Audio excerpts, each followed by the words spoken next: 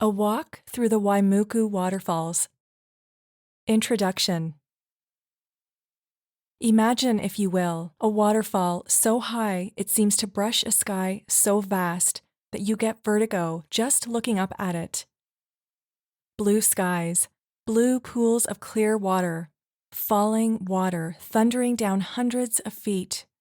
The lush, verdant surrounding vegetation provides a suitable backdrop to the majesty of the moment, while the very vastness of the hillside fills you with awe and wonder. Keep this image in your mind as we embark on our journey to the wondrous falls of Waimoku. In the course of my travels, I have come across many wondrous things, but none so refreshing as the feel of water pounding down on my shoulders, wetting my hair, and blinding me with its spray. The thunderous sound of who knows how many liters of water splashing down from above drowns out every other sound in the vicinity, like a strange kind of soundproofed room. Just standing between the sharp, jutting rocks, the silence behind the water makes me feel as if I'm in a world of my own. But before we go on a journey to the Waimoku Falls, allow me to help you settle down for the night with a little guided meditation.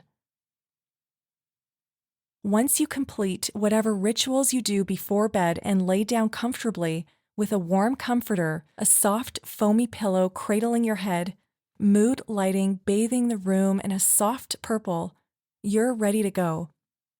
Close your eyes. Let your body relax, your body listening to the sounds around you. The almost undetectable hum of household appliances in the background. The shh of passing traffic outside your window.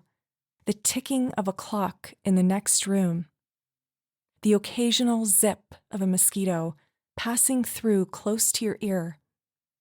Breathe in deep from your belly, not your chest, and hold it in for a count of 2. Then let your breath out slowly to a count of 4. Feeling your whole body relax on your soft sheets as you do so. When you feel loose and free, it's time to take inventory of your body. Just as you do with every other aspect of your life, you take stock of your body to make sure you know how well it is working. Start at your toes. Feel each one in your mind, how healthy they are. If there is any pain, swelling, or discomfort. Once you've ascertained that all is well, move on to your foot and do the same. I shall give you time to truly examine your body. Make sure it is functioning well. Have you reached your ankle? The sharp jut of the bone, the delicate turn of it. Have you ever sprained it? Does it still hurt? Once you're done, move slowly up your legs, pausing to do a wellness check on each muscle. Your legs hold you up. Take your time to make sure they're ready for some rest. Keep going up your body, your knees. Are they loose and flexible, or painful, stiff, and uncooperative? Scan your thighs and pelvis and belly.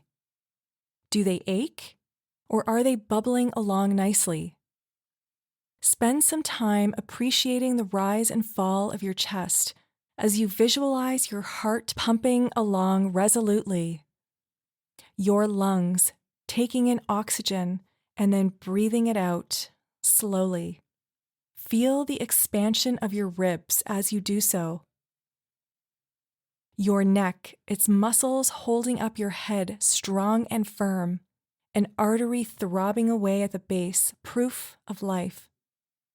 Give each part the respect and homage it deserves.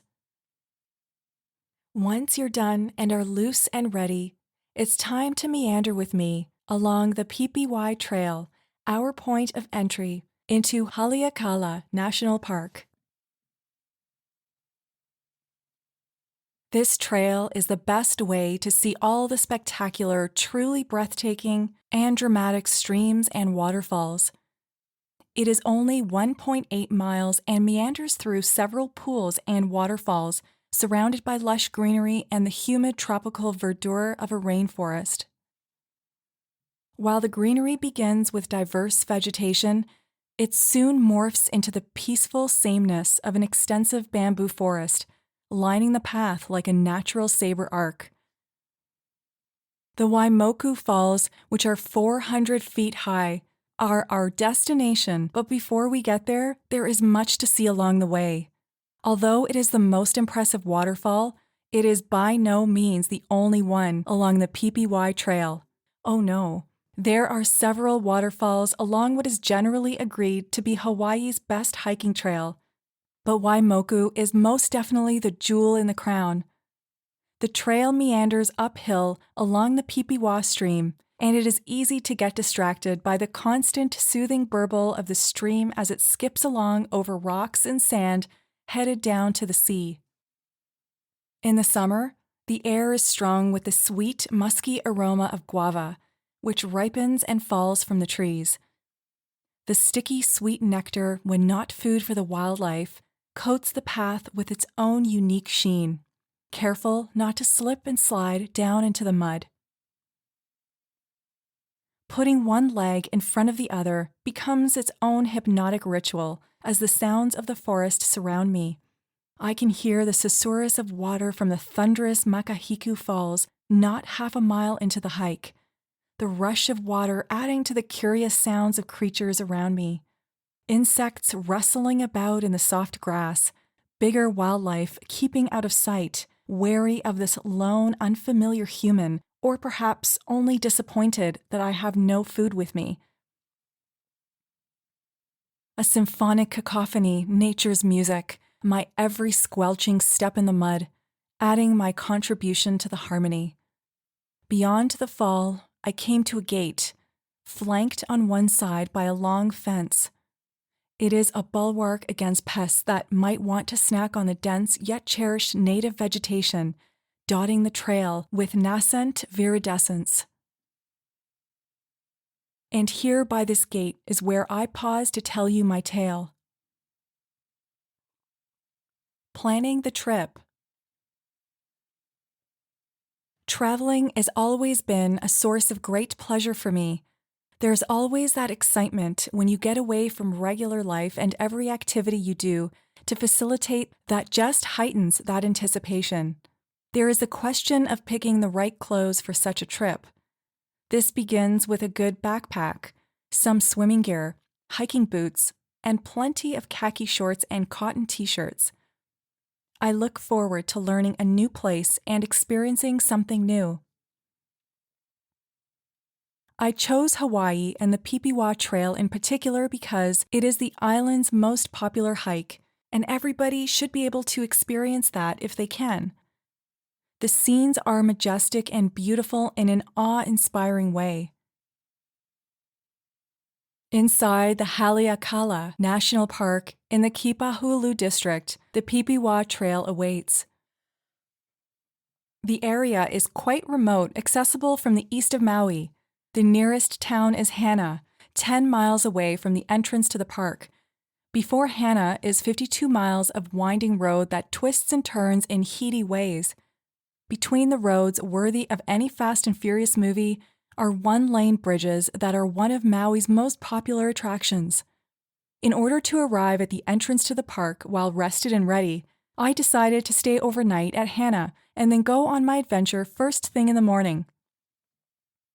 This saved me from beginning my hike after a long drive, so I was able to enjoy the wonderful views of the sea along the way, as well as waterfalls by the roadside, which were picturesque enough to make me want to jump in and swim. Also, if I got an early start at Pipiwa Trail, it means that I could avoid the crowds, especially the day trippers from Hana. I could have the place almost all to myself and savor the fresh air and foliage in peace.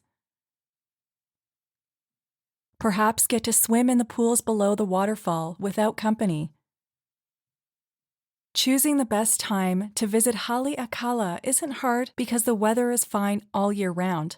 After all, Maui is a tropical island. Even in the winter months, the average temperature is 75 degrees Fahrenheit. The winter is also rainier, which means bigger waterfalls with faster flowing water. In the summer, the falls are drier since the rain is less. The inspiration for my trip to Akala National Park began with a story of the 7 sacred pools. I was sitting on my stoop at the end of a hike with my father, drinking a cool, refreshing cup of water, when he told the tale from his childhood. He began with the story of Akala. Being a man of history, he was always curious about how things came to be, and I was always a willing and avid listener to his research. Akala is the East Maui volcano that is responsible for 70% of the island of Maui. It translates to House of the Sun, and according to Hawaiian mythology, the grandmother of a demigod was born in the volcano. This demigod, named Maui, is known as both a hero and a trickster, a man of great wit and many amazing deeds. He was said to be superhumanly strong and able to shift into animal shapes. Born prematurely, his mother cast him away into the oceans where the waves made him into a living baby. He spent his early years living with his grandfather before later joining his brothers and sisters. Where he joined them was not clear to my father, but he assumed that it was in some worldly abode away from his mother. His father doomed humanity to die when he wrongly baptized Maui. He is said to have taken a fish hook from his grandmother's jawbone, Akala, and caught a giant fish with it that became the North Island of New Zealand. Akala has been dormant for centuries. The last known activity was somewhere between 1500 and 1600 AD. Atop the volcano is a giant crater whose barren expanse resembles the surface of some far-flung and uninhabited planet. Reaching the peak of Akala is a challenge as you will shiver with cold, the wind cutting across your face, and any other exposed areas because the weather is raw and rough. The sunrise, however, would be worth the climb. The peak of the volcano is above the clouds, and so the views are nothing short of breathtaking. A visitor's area has been designated where you can sit and marvel at all the constellations in the sky, should you arrive before sunrise. You might be lucky enough to find a traditional Hawaiian troupe playing drums as they intone hypnotic chants that have been passed from parent to child for centuries, dedicated to their ancient gods. The light undergoes various dramatic yet almost unnoticeable changes, gradually brightening the sky enough for you to see the cloud formations surrounding the crater. So many colors dot the sky, from pink and red to orange, red, and even blue. They mix together in a kaleidoscope that can only be painted by nature to produce a heady picture. The strong wind causes the cloud formations to change almost by the second, which adds to the shifting tableau. Just when you're not expecting it, the sun appears peering over the clouds like a curious child and adding its own brightness to all the colors and brings day to the entire park.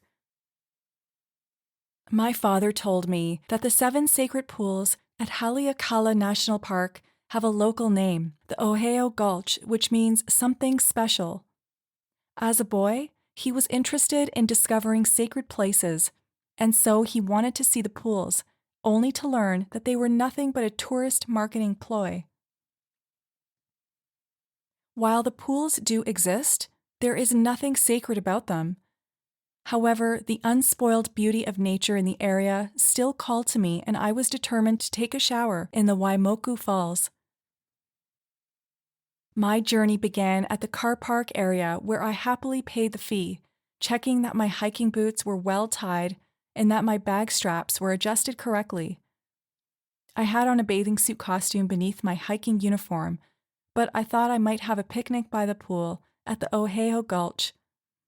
I followed the sign to the trailhead, my steps even a bit tentative, as they usually are when I am stepping into the unknown. I could feel my heart pound with excitement as I took one step and then another, pacing myself so as not to get tired, especially since it was a climbing trail. I walked along, passing other tourists concerned with their own enjoyment, each group in their own little world. I tuned them out instead of focusing on the nature around me. I enjoyed the gentle wind in my face, bringing the aroma of nature to my nostrils, as well as petrichor. I noticed the soft brush of leaves against the skin of my arms and legs as if the forest was greeting me. The trail begins with a gentle climb, the path grassy and worn, quickly becoming dirt that changes to mud when it rains. It's not a clear path, for roots and rocks are sticking out of the ground, hence the need for hiking boots.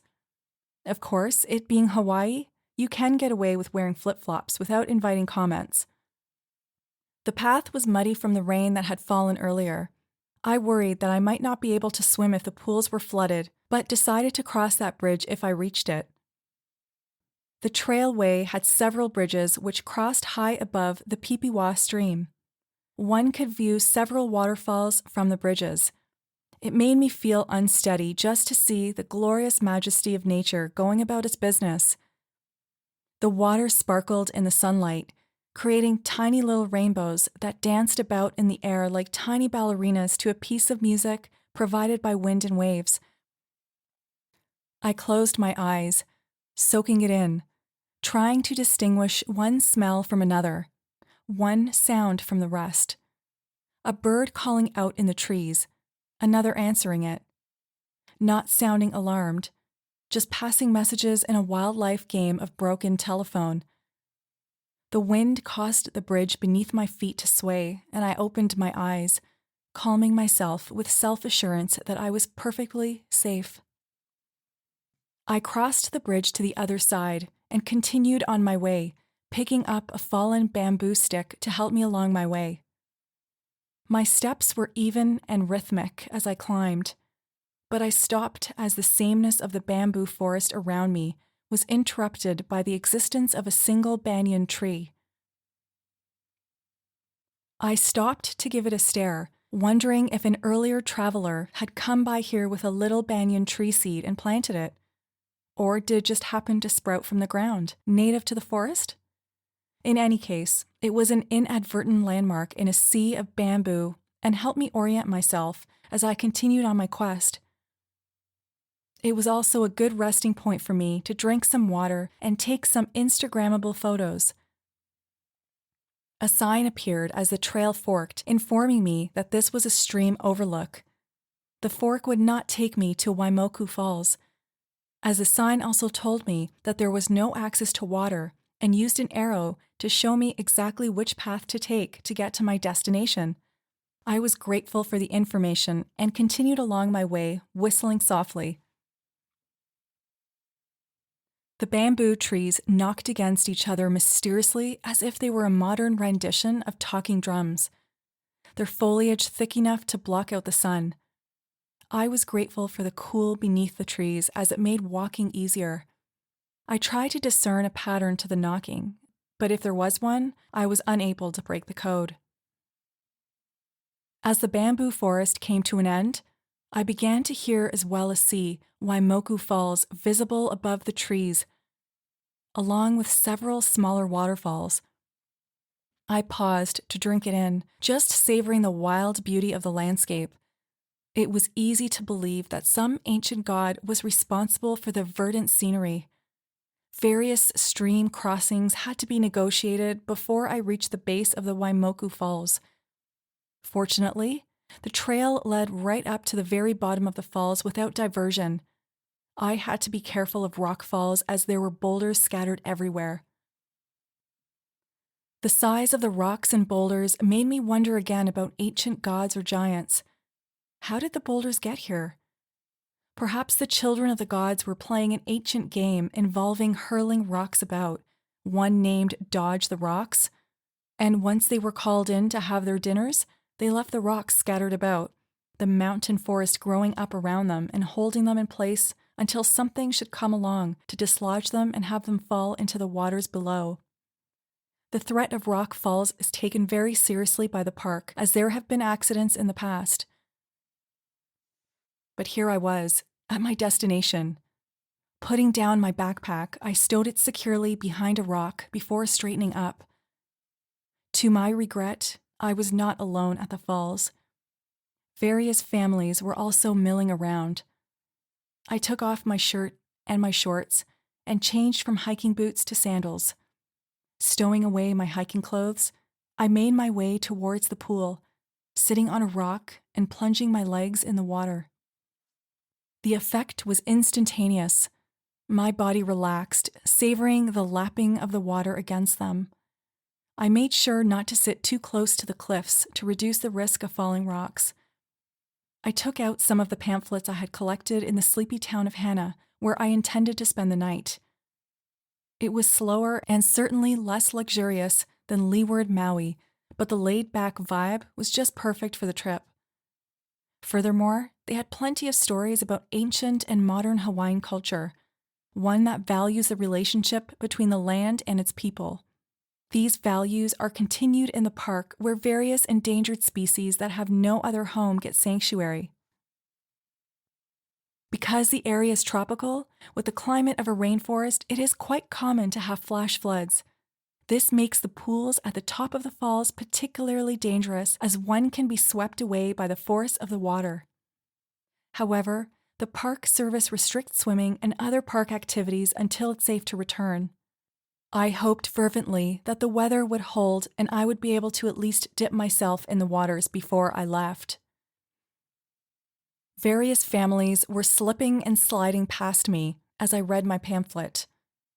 I ignored them, focusing only on nature around me as I read about the various legends and mythologies of the Hawaiian people. The islands are chock full of lore and stories passed down through oral traditions for generations. The mythology and religion of Hawaii are tied to ancient Polynesian beliefs that were transported to the island by early settlers and refined over time through their connection to the beauty, isolation, and unpredictability of the volcanic islands. One of these myths involves the Night Marchers, a group of ancient Hawaiian warriors said to haunt the islands, revisiting places where they fought fierce battles. They announce themselves by trumpeting conch shells and drumming. Do not make eye contact with these creatures, lest you risk being swept away to the spirit world. The Hobbit movie might have been shot in New Zealand, but the island of Hawaii has its own mythology about little people living in isolation who spend their days building dwellings. They are said to be skilled in their craft and preceded the Polynesians to the island.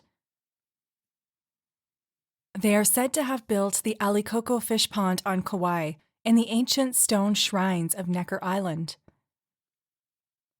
My interest was piqued as I read about them, especially since these hobbits, known as menehune, are said to still dwell deep in the forests and make their presence felt by playing tricks on anyone who wanders close.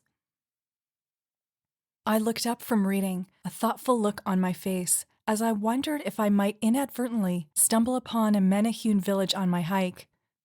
I would be happy to keep their secrets should they decide to show them to me. Snorting to myself, I continued reading as the water lapped around my legs and tiny fishes came curiously close, as if wondering at this large log that had found its way into the water.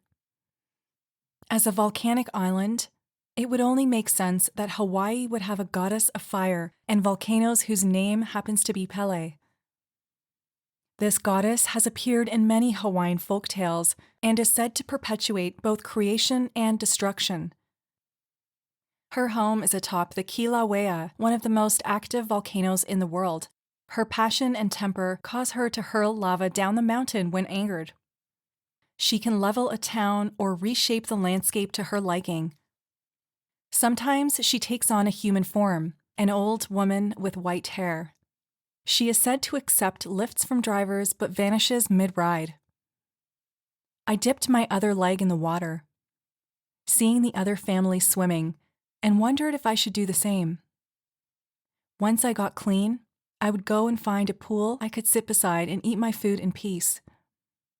The long hike had left me feeling quite peckish, my stomach rumbling moodily as I waded through the water. I splashed about, enjoying myself, and decided to dip my entire body under the water. There were quite a few rocks on the bottom of the pool, and so it was difficult to keep my footing steady. I chose to swim rather than walk, breaking into a slow and sedate crawl as I dodged other people and headed for the falls. While it had rained during the night, it was hardly a flash flood, so I took the risk and approached the falling water, wishing I had a waterproof camera that could truly capture the majestic beauty of it all. Waimoku means water that cuts or breaks in two. It is one of the tallest waterfalls in Maui, soaring 400 feet and dropping its spray dramatically down a lava rock face lined with jungle into the pool below, dotted by boulders.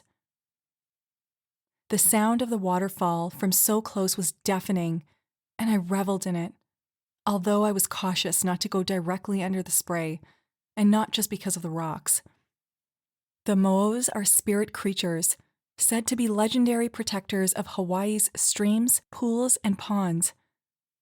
They appear as anything from small geckos to large dragons, and their superpower is controlling the weather. I could not help but feel as if they were on my side, seeing as the weather remained pleasant enough for me to get close to the falls. Usually they focus on giving the islands plenty of water and a good harvest. Those who provoke them to anger, however, risk death by killer waves, or else they might fall off a steep cliff. I plucked a large pink flower from the side and dropped it in the pool, watching to see if it would be swept away. That was a sign that the mo'o did not wish to be disturbed. The flower floated close to me, and I took that as a sign to continue my dip. As I waded about, a light mist from the waterfall covered my skin, and I closed my eyes, just feeling everything from the sharpness of a boulder digging into my foot to a curious fish brushing against my leg. Or perhaps it was a leaf. I could feel droplets on my skin, from where the water crashed down into the pool and then jumped up to land on my skin without any effort on my part. Such a majestic place. It made me feel humbled and small. The sheer size of it, the immediacy of the experience cannot be properly articulated. It was a once-in-a-lifetime experience of one of nature's wonders. I reached out, letting the water slap against my open palm, the force of it probably measurable in several newtons. I made a sound of surprise, not having expected the water to slap my fingers with such force. To comprehend how this happened, imagine that the molecules of water pouring down the falls are tiny pool balls which bump into each other and knock each other around. As it falls, each water molecule goes through this process of hitting other molecules as well as the lava rocks, the little itty-bitty pieces of bamboo and other debris that might be falling with them. Finally, it will reach the bottom of an impact that depends on the distance of its fall and how much kinetic energy it has accumulated along the way. For the water of the Waikomu Falls, that distance is 400 feet, thus you can imagine the force of energy each droplet is landing with and the impact should it land on your skin. I wondered if I could calculate it, or indeed if any scientist had set out to tabulate it. I could not find any practical application for such an exercise, and so I let it go, wading towards the rock behind which I kept my bag. I decided that I would sit on the rock and dry in the sun before setting out to find the perfect spot for my picnic. The sun was still quite high in the sky, and it reminded me of one more myth I had heard about Maui the demigod. It was said that he went to great lengths to show his mother love despite her casting him away. Her name was Hina, and she was notorious for fashioning fine cloth from tree bark. However, she often got frustrated because her work was cut short when darkness fell too quickly. So Maui made the decision to find a solution. He built a net and lay it wait at the Akala volcano. As soon as the sun rose, he trapped it in the net, slowing down its passage across the sky. He used a magic club to beat the sun until the sun asked for mercy. In exchange for his mercy, Maui made a deal with the sun that for half a year it would travel more slowly across the sky to give the people more time to finish their work, be it farming, fishing, or making clothes from tree barks. I was lucky to travel to Maui during the half of the year where the sun goes slower because time itself did seem to move slower, giving me plenty of time to enjoy my day. I climbed up on the rock, dragging my backpack with me. Having stopped at Hana for the night, they had packed me a traditional Hawaiian meal of laulau to sustain me on my climb. It is made from the plant known as taro, which is respected not just in Hawaii, but all of Polynesia as well as the Pacific Islands.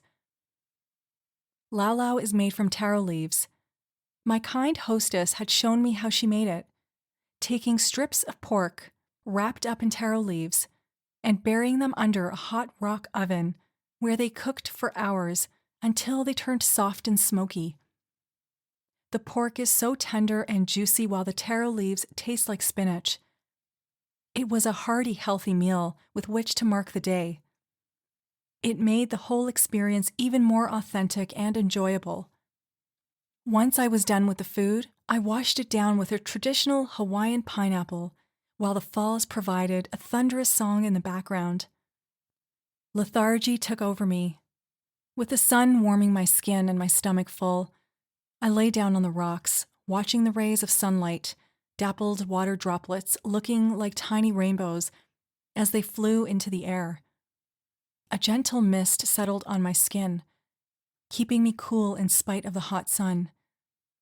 My eyes fluttered, heavy with somnolence, as my breathing slowed to a gentle inhale, exhale. My limbs felt heavy, yet somehow also weightless. I felt like I was floating gently, the thunder from the waterfall providing its own cocoon from any other sound and enhancing the impression that I was all alone on my solitary rock. I began to hum an old Hawaiian song I learned from the lovely owner of the inn in Hana. As I contemplated the evening's planned luau, I toed off my shoes and set them neatly by my bag before lying back down and gazing wonderingly up at the clear blue skies, little fluffy clouds breaking the monotony of its cerulean sameness. The owner had told me the story of the origin and meaning of the song and others, and how his ancestors sang to their children. The songs held particular power and meaning for him, and contained with them the values and emotions of their ancestors as well as their hope for the future. Teaching their children these songs was the equivalent of recording history. The soothing sounds of the lullaby were a promise of protection as the ancestors put their children to bed. They took pride in the song and the singing of it, and the oral record of their history that the songs represented. He had hummed me a few songs, sharing with me their meaning. I tried to see if I could remember some of the tunes, but the sun beating down on my face, making my eyes heavy with sleep, slowed my brain down too much to do more than hum tunelessly, my foot tapping at the air in tandem to the beat. I let the sun warm me as I closed my eyes, daydreaming of floating on clouds and being utterly at peace.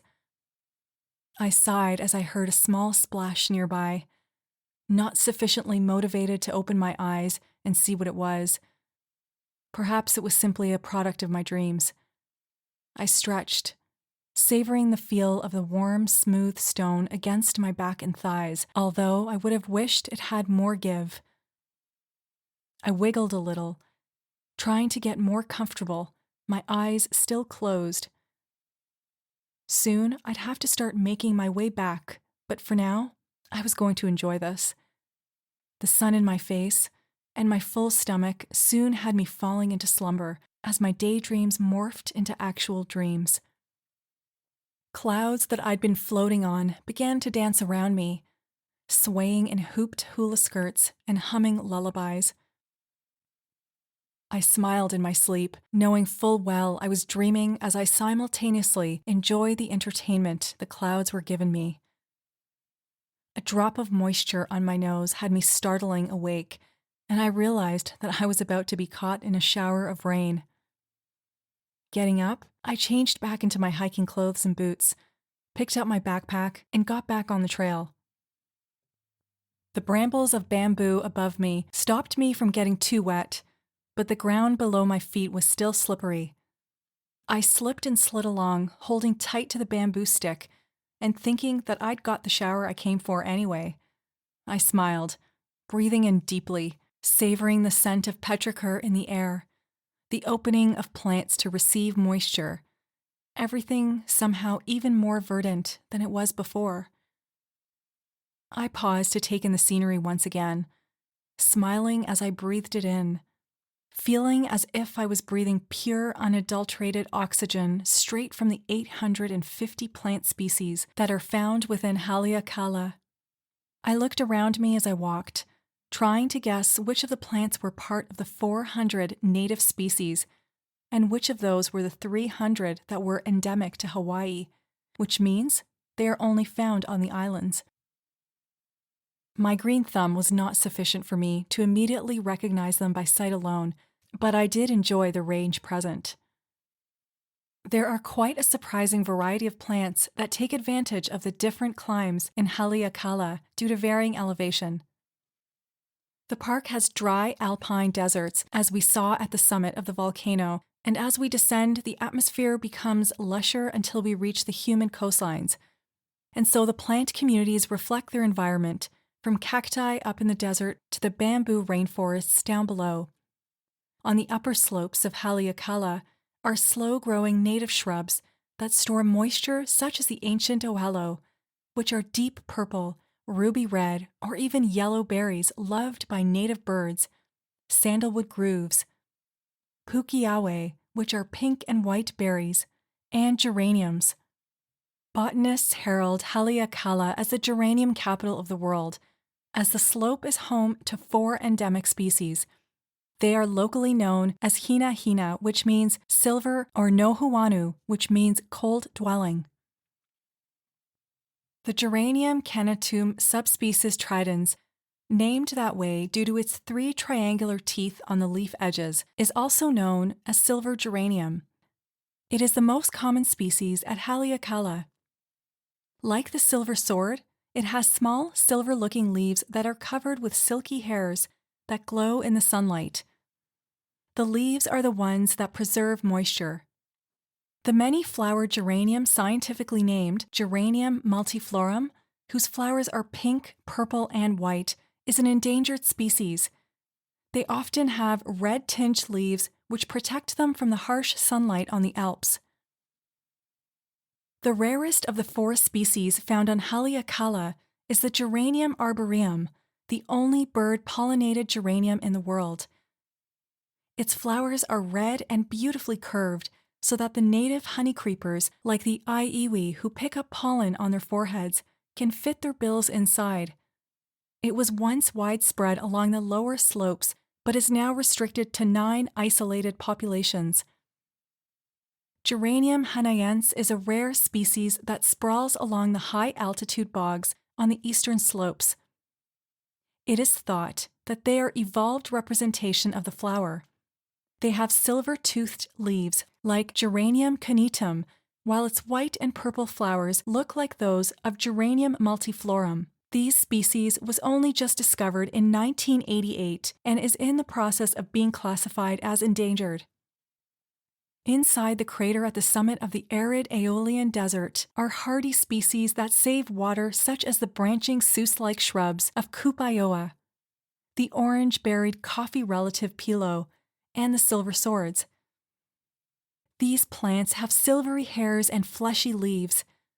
They grow close to the ground in a rosette form, scientific name Argyrophyllum sandwicensis, subspecies Macrophyllum. They live for between 3 and 90 years, flower once, and grow a remarkable flowering stalk before dying soon after and scattering their seed to the winds. The Kupaioa is also called Naina and belongs to the silver sword family. It is able to cross-pollinate with the hina hina to create a hybrid plant that resembles both parents. The kupaoa is a hardy but small perennial plant, which is susceptible to frost. It is used as a fragrance for traditional bark cloth. You might wonder how this vegetation was able to establish itself and survive such conditions. The answer lies in the wind. The first plants probably arrived when their seeds were blown into the islands by the wind or carried by birds in form of pollen or waste from seeds and fruits they ate. The sea probably carried some pollen and seeds onto the shores. Those that survived the inhospitable conditions grew into hardy plants capable of surviving in bogs, on salty beaches, or even the cracks produced by lava. The land area available for plants is finite, with only a small fraction making up a suitable habitat with the right climate and temperature. As we can see, they continue to evolve through mutations. These mutations enabled the plants to survive in microhabitats that are carved out for themselves. Some unusual mutations evolve into something different than what they were before. A small, non-woody herb evolves into a shrub that is big and woody, almost looking like a tree. Once the new arrivals settled in, they lost a lot of their defensive attributes due to a lack of competition, so any poisons they might have produced, thorns, thick bark, strongly scented oils, bad taste, all disappeared. However, once the land was settled, there was a return of predators such as rats and pigs, which impacted the plants negatively. In addition to the native plants, there are plenty of invasive ones such as telegraph weed, pine trees, and fireweed which encroach on native plant populations and destroy the ancient communities, which impacts not just the plants, but the wildlife that relies on them. As I reached the end of the trail, I looked back with a wistful sort of nostalgia, already wishing that I could go back and explore once again. As the day was winding down and the wind got colder, brushing against my bare arms and making me shiver, I knew I had to get back. The flash flood was long gone, but it left the day a lot cooler and I had no jersey on me. Regretfully, I hurried to the car, thinking about my trip and everything I'd experienced, everything I got to relive. It was certainly one for the books, and now I was looking forward to getting back to the inn, having a long, hot shower, and then attending the evening luau. I stowed my backpack and got in the driver's seat, checking my phone for weather conditions as I won't want to do when driving on narrow roads. A spectacular sunset was expected, and for a moment, I regretted that I was not on the peak of the volcano above the clouds, watching the sun go down. Next time, perhaps, I promised myself. The winding road was lonely. It seemed that most people were already gone from the park. I drove slowly. As I said goodbye to the scenery, now that I was safely ensconced in my car, the wind was no longer a factor. I was warm and cozy. The remaining heat and humidity from the day was a cushion around me that enabled me to drive comfortably back to the inn. I was staying at a remote location, lush with different kinds of vegetation, similar to Akala. The innkeeper liked to leave as minimal a footprint on the environment as possible. And so we used solar power for electricity, and the gentle ocean breeze through the open windows was enough to keep us cool at night. There was an outdoor deck fitted with seatings as well as a well-equipped outdoor kitchen, which is under a canopy. I had a fridge, well stocked with eggs, condiments, drinks, and anything I might need, as well as a cast iron skillet and other cooking utensils for meals. There was a koi pond just off the deck that housed plenty of frogs that lulled us to sleep with their mating songs. The property was peppered with ornate art that provided the eye with sweet candy to consume. Several mango trees lent their tantalizing flavor to the whole atmosphere, and the horses from next door were liable to visit sometimes to help pick off a few mangoes. The whole atmosphere was very tranquil, and I looked forward to experiencing the luau when I arrived. Since I was driving slowly and carefully, trying to stay as alert as possible due to the winding narrow roads, I arrived just in time to have a shower and join in on the fun. I slipped into my room, switching on the fan to dispel some of the day's heat and humidity before making my way to the shower and wiping the dirt and sweat off my day away. I hummed the same lullaby I'd been humming before, thinking that it might just have stuck in my head for life. I dressed in casual khaki, the material light enough to breathe, and then went out to the deck where the luau had already commenced. The music was heart-pounding, although I could see that it was not as loud as I felt it was. The innkeeper's family was already dressed for the dances. One of them came up to me and placed a lei around my shoulders. The chanting had already begun, and I tapped my foot to the beat of it, eager to participate. The luau, at its heart, is a food festival, steeped in ancient Hawaiian tradition. It is said that King Kamehameha III's luau's had so much food, including 3,125 saltwater fish, 4,000 taro plants, and 2,245 coconuts. The goal is to show your bounty with food. In the beginning, a Hawaiian traditional meal consisted of the crops brought to the archipelago in canoes by the trans-Pacific Polynesians. This includes food such as sweet potatoes, coconut, taro, limu or seaweed, and breadfruit. They also included fish and birds that were hunted when the Polynesians arrived. However, with time and immigration, other cultures were mixed in, including Korean, Portuguese, Filipino, Japanese, and Chinese cuisines. The luau also changed as a result to include the multicultural melting pot that the culture had become. As a result, my hosts were making chicken long rice, a legacy of the Chinese who introduced this dish to the islands in the 19th century. It is made of chicken, long rice, onions, garlic, and ginger. Other ingredients that can be included in this meal include bamboo shoots and shiitake mushrooms. Kalua pig is a cooking method in which a pig is roasted in an underground oven. The resulting meat is tender and salty.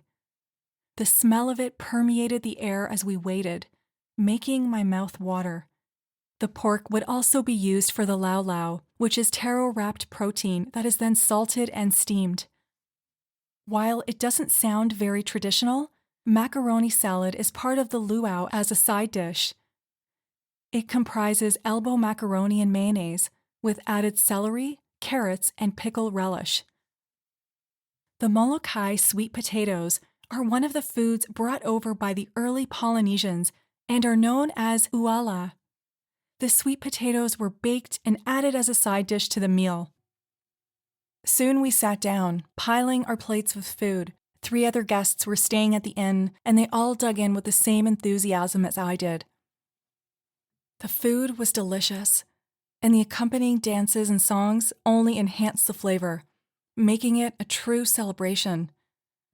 I felt as if I was suspended in some surreal dream, especially with the tiki torches used to light the garden, the frogs adding their cacophony to the songs, and the various sights and scents that permeated the air.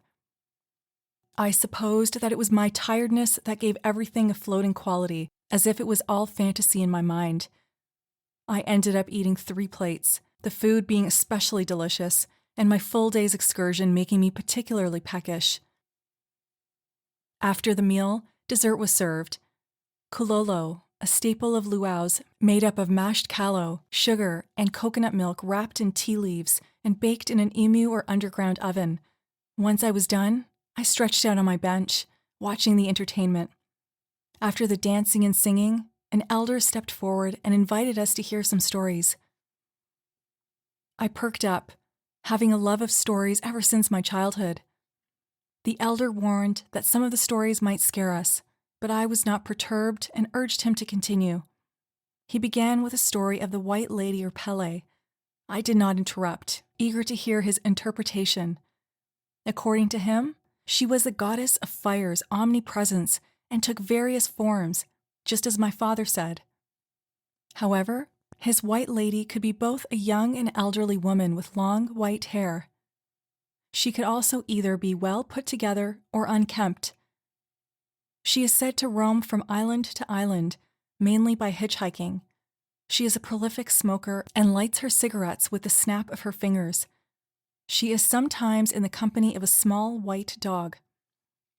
When she gets in the back seat of a car, she might disappear at a stop or after a bend in the road. She has been said to dance in red at the foot of volcanoes and also ask for help from strangers in order to see how kind they might be. If one fails to pick up the white lady or treats her with disrespect, dire consequences might result. An interesting interpretation whose origins I vow to investigate. Many myths emerge as a way to teach a lesson or as a warning. I was curious to find out which one this was. The elder went on to tell us about the night marchers, whom he named Huakaya Po. They are said to prey on the residents of Makina in Maui, as well as those traveling through Kaha Kuloa during specific nights. The lore says that they are apparitions of ancient Hawaiian warriors. As they walk, you can hear their thundering footsteps, as well as the pounding of many drums. These apparitions are said to be tied to the waxing and waning of the moon. Although they are said to hover above the ground, they still leave footprints where they pass and are said to have torches to light their way. They chant as they march, causing waves to crash and mist to rise in their wake.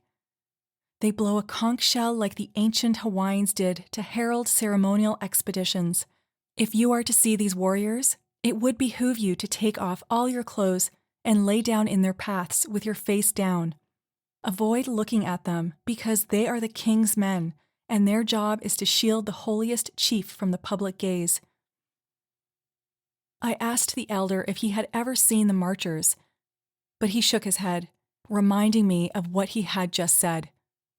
I would never look. But have you heard them then? I persisted. He looked away and sighed, nodding his head, but would say no more about it. I was struck at the similarity of this story to the one about the Riders of the Storm. Myths and legend are recycled in different cultures whose origins are lost in the mist of time. To wind up the night, the elder decided to tell us a bedtime story so he could send us to our beds in the right mood for a good night's sleep and a peaceful rest. I yawned in sympathy, simply at the thought, and curled up in my seat to listen, my eyes already half closed. I will tell you the story of Maui, the elder said, and how the island came to be. I smiled sleepily, blinking at him, my body feeling boneless and soporific after the end of my activity-filled day. One day, Maui turned to his 4 brothers and said, "Come fishing with me." The elder began. I sat up a little to listen as the elder told us how Maui convinced them to go far out to sea where the fishes were bigger and better. His brothers readily agreed because they were eager to get the bigger fish and were confident in their skills as fishermen. They all jumped in a canoe and rowed out, singing fishing songs as they went. Soon, the land was left far behind. Maui jumped up, stepping up to the end of the canoe and drawing out his magical fishing hook. As his brothers kept a lookout, he cast the hook over the side and let it sink down into the blue depths of the deep sea. The magical hook sunk lower and lower until it reached the bottom of the sea, where it stuck fast. Maui pulled the line tight with excitement. "You see that tug?" he said. "Must be a huge fish." His brothers enthusiastically agreed, patting him on the back for the size of his catch. He urged his brother to put their backs into paddling so they could bring up the gigantic fish. The brothers set to work, paddling for all they were worth. They were so busy pulling that they didn't notice that the magical hook was pulling the bottom of the sea up. Soon, one island after another rose to the surface. Legend has it that that is how the Maui Islands were made. The elder finished the story with a toothy smile. I stretched, feeling relaxed and happy and certainly grateful that Maui and his brothers had gifted us such a magical place.